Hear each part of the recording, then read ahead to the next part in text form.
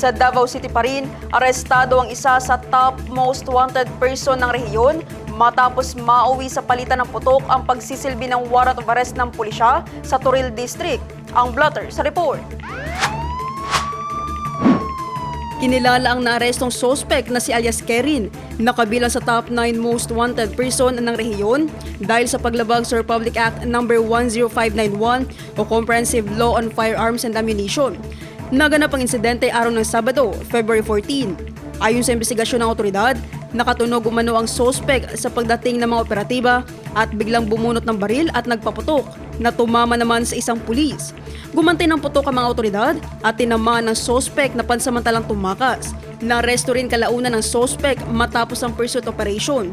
Isinugod siya sa Davao del Sur Provincial Hospital sa Digos City habang ang sugatang pulis ay dinala sa Southern Philippines Medical Center para sa agarang lunas.